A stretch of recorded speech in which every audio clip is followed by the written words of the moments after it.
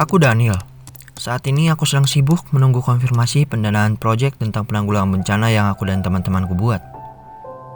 Tapi ngomong-ngomong tentang bencana alam, tahu gak sih Indonesia terletak di antara 3 pertemuan lempeng besar, yaitu lempeng Eurasia, lempeng Indo-Australia, dan juga lempeng Pasifik.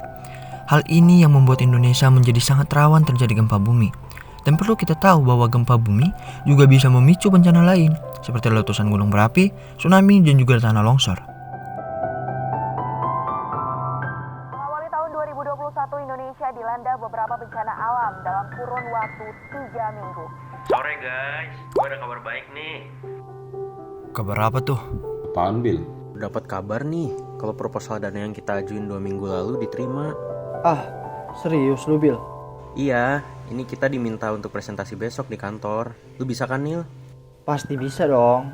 BTW, jam berapa tuh, Bil? Di undangan sih jam 9, cuma lebih cepat aja kalau bisa. Betul tuh. Pokoknya jangan sampai telat ya.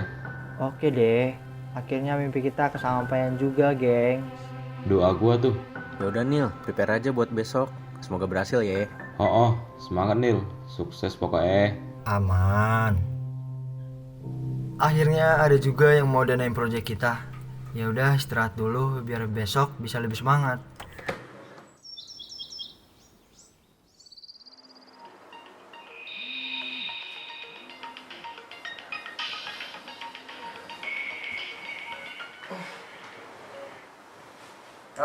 Nil, lu gak lupa hari ini kan? Hah?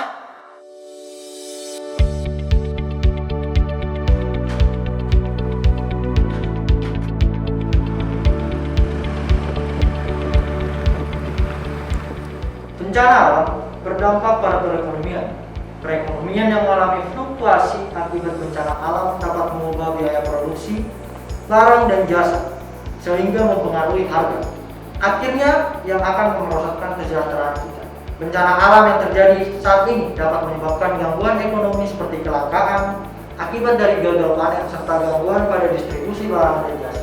Dalam menanggulangi dampak dan risiko bencana ini, pemerintah telah memiliki beberapa prosedur penanganan bencana yang melibatkan beberapa instansi terkait seperti BNPB, Kemensos, hingga para relawan dari berbagai pihak-pihak yang terkait. Nah, kegiatan penanganan bencana saat ini di Indonesia telah ditetapkan sebagai 3 tahap. Yang pertama itu pra-bencana, tanggap darurat bencana, dan pasca bencana.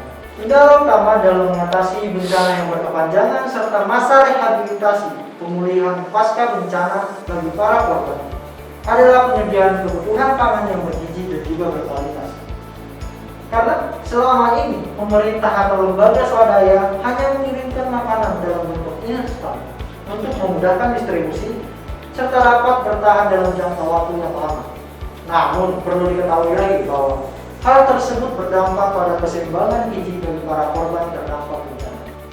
Tidak jarang, banyak dari mereka yang justru mengalami malnutrisi.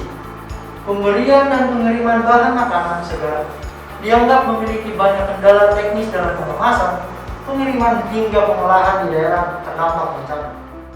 Oleh sebab itu, kami tim program kreativitas mahasiswa Institut Pertanian Bogor mengusung sebuah konsep gagasan futuristik dalam penyediaan bahan pangan berupa rehabilitasi kawasan terdampak bencana sebagai pusat pangan lokal menggunakan teknologi Smart Modular Plant Factory untuk konservasi lingkungan dan kemandirian pangan.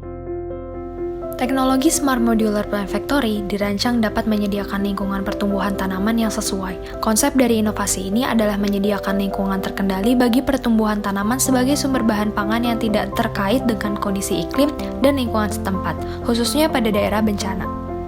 Semua tahapan pertumbuhan tanaman dipantau oleh berbagai sensor yang terintegrasi dengan berbasis IoT, sehingga memudahkan sistem dalam memantau pertumbuhan.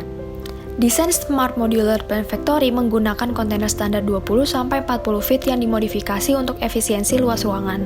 Alasan penggunaan kontainer ditunjukkan untuk kemudahan transportasi dan distribusi ke lokasi rehabilitasi bencana dengan alat angkut yang sudah ada.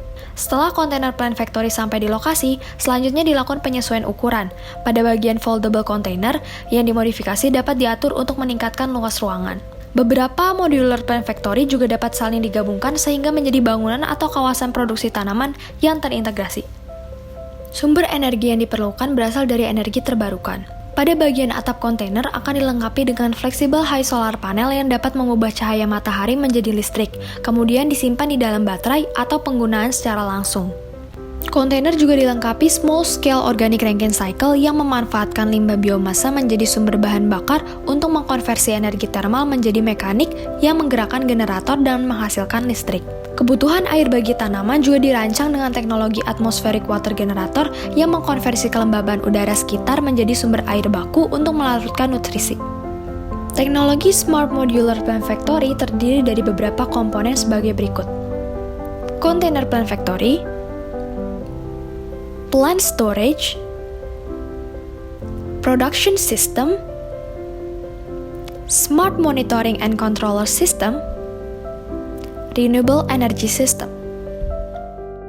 Keunggulan gagasan futuristik Smart Modular Plant Factory ini diantaranya: pertama, pemerintah dan lembaga swadaya dapat melakukan budidaya tanaman lokal dengan protein dan vitamin tinggi, sehingga kecukupan gizi dan rehabilitasi para korban bencana dapat terpenuhi dengan baik dan tepat. Dengan kata lain, gagasan ini merupakan salah satu upaya untuk mencapai pemenuhan target Sustainable Development Goal nomor 2, yaitu Zero Hunger. Kedua, pemerintah dan lembaga swadaya dapat melakukan proses penyemaian atau settling tanaman yang sesuai untuk pemulihan kondisi lahan setempat. Gagasan futuristik konstruktif yang kami sampaikan berupa teknologi Smart Modular Plant Factory diharapkan dapat menjadi salah satu sumbangsi solusi dalam upaya rehabilitasi kawasan terdampak bencana dan kegiatan konservasi lingkungan, serta menjadikan kawasan tersebut sebagai pusat pangan lokal untuk kemandirian pangan Indonesia di masa depan.